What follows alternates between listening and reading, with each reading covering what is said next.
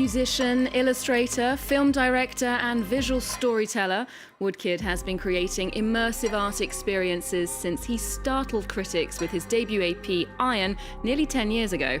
After the runaway success of his album The Golden Age, which sold over 800,000 copies, Katy Perry, Taylor Swift, and Lana Del Rey have all called on him for creative services.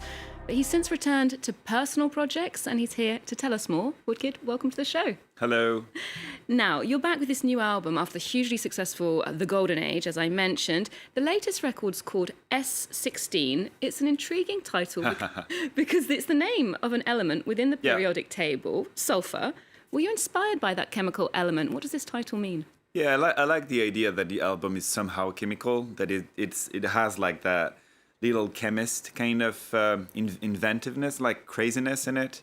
And sulfur has this very ambivalent meaning, which is it does talk about life, because it is one of the most important compounds for life with carbon, oxygen, and hydrogen. But it's also the symbol of the devil in alchemy. It is used in the confection of mustard gas.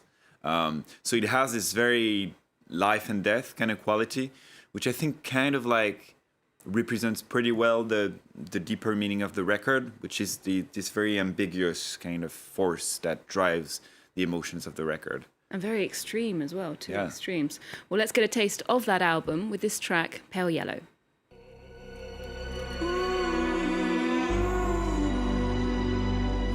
My love for you will be gone.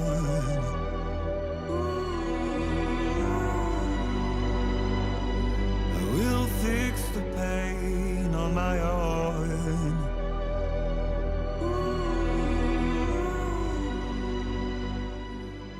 So if we say that the record's element is sulfur, its colour might be yellow, what would you say the mood is? What's its emotion? It is a bit of it sounds like the soundtrack of a sci-fi thriller somehow, like an industrial sci-fi thriller. And it is love songs, so it is a very romantic album in a way. But I think in that record I use love to talk about the bigger forces at play, almost like a film director would do somehow, using a individual and intimate story to talk about power, to talk about a certain form of social or emotional injustice. I think it is also an album that's driven by a form of political conscience that started to really emerge in me. And it was pushing very strong and forcing me to like make a record. Okay, and where did that political conscience come from? I think it comes from a certain form of like left-wing activists that I think make such an amazing work in like redefining all the nuances between the binary dimensions of the world, and that showing that there's so many things in between. And I think this album talks a lot about the importance of everything that's in between and not just the extremes. So it's always a struggle between tenderness and violence, this record. Now, the sound of the record shows a shift away a little bit from your previous style. It feels a bit less organic and more industrial. So let's hear a bit of that darker sound in the track Goliath. You're playing your best role, but the mask shatters. Where are you going, boy? When did you get so lost?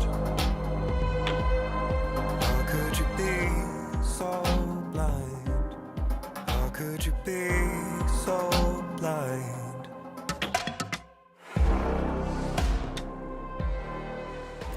And it's not just the sound that's industrial. That video there, which you directed, was made in a coal mine in the Czech Republic. The face masks feel suitably dystopian and very current right now, but how does coal, fossil fuels, resonate with the message of the song? Because it is more than the coal. What I was inspired by was the machines that extract the coal, which are, as we see in the video, like massive monsters that are equally fascinating and scary in a way. And the first time I arrived on when we did the location scouts and I saw that place, I was very troubled by my emotion, which was equally fascination, because there's an idea of engineering behind it that almost triggers an idea of the little kid playing with toys and with the little trucks, and it was just a steroid extension of that. And at the same time, that ecological voice that was like pushing me away from it. It was like, oh, what are we doing to the planet?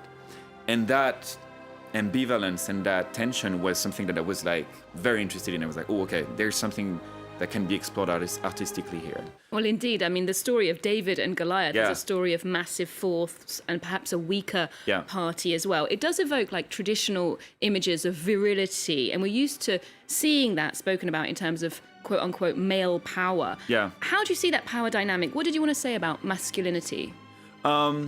That it is to every man to define it the way he wants, and that it is. I really want to question the way I've been educated, the things that go through me, and so sometimes started very, very strong about analyzing a certain form of like either misogyny or a certain form of toxicity. I know it's very trendy words, and I use them with caution because I don't think we should binarize the world at any cost. But I always try to like question this so that I redefine my masculinity the way I absolutely want. And that I deconstruct it as much as possible, because I think there's a lot of things that talk through me that I don't like. And I always try to make that work of like redefining me as a gay man, also as trying to always like understand the patterns of like homophobia that are for me the close brother and close sister of misogyny, and try to always analyze that within me, and so not always around me but also within me. What is within me that talks through me? There's a very good friend of mine, Edouard Louis, who's a writer, who always talks about the idea that the violence of the dominants talks through the people who are dominated. And I think these patterns are very interesting to analyze, especially when you're an artist. What is the violence that talks through me? Now, I mentioned that you directed that video. You've always had a visual sense of your work, and the cinematographic quality of your clips has been noticed from the outset. You went on to direct videos for Rihanna, Moby, Lana Del Rey. Let's see what caught their eye. Here's one of your earlier films. This is Run Boy Run. Run, boy, run. This world is not meant for you. Run, boy, run. They're trying to catch you. I read that at one point in your career you were torn between music and cinema. How have you resolved that? I don't really question it. It's first of all because I'm a director. I think my brain is shaped in a way that images are always here somehow. I think it's almost like synaptic somehow, like music and images are connected. I also think that when I was young, I would buy soundtracks from films that sometimes I had not seen, and I had a little CD player by my bed, and I would listen to the soundtracks and make my own images on these sounds, even though sometimes I had not seen the films.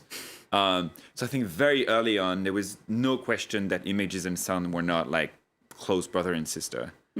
Now, you are a multimedia artist in other ways too. You've made music in collaboration with choreographers like Benjamin Millepied. You've worked with artist GR and with fashion designer Nicolas Guesquière for the LVMH catwalk shows. Why are these trips into other artistic domains important to you? What do they bring you? Everything, because I learned so much from others, much more than on my own, I think.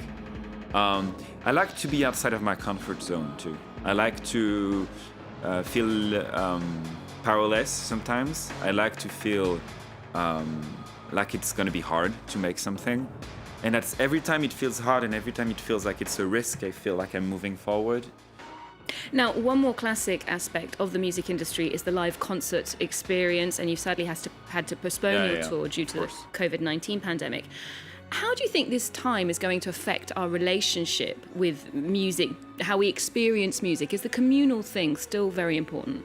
I mean, to me, it's more than important. It is the core of music. It's very hard to predict the future, obviously. I have been postponing that show 3 times now. So it's difficult to have a vision, but what I know is what I can hope for. What I can hope for is, in a world where everything is very dematerialized, I really hope that we realize, especially when we are lucky enough to live in democratic countries where we can be on stage and sing whatever we want and not end up in jail, how precious it is to be on stage, how precious it is to go to concerts, and that maybe when that happens again, and I hope very soon, maybe we put our phones down a little bit and we we leave it for what it is and keep the phones for something else. I really like social media. I really like the fact that we can film anything. I really like the social resistance and the social uprising that are thanks to these tools. And I think that's mainly what they should be for. But when it's about the material experience, I think maybe we get stronger as a new generation and people in general. We get stronger at like making the difference.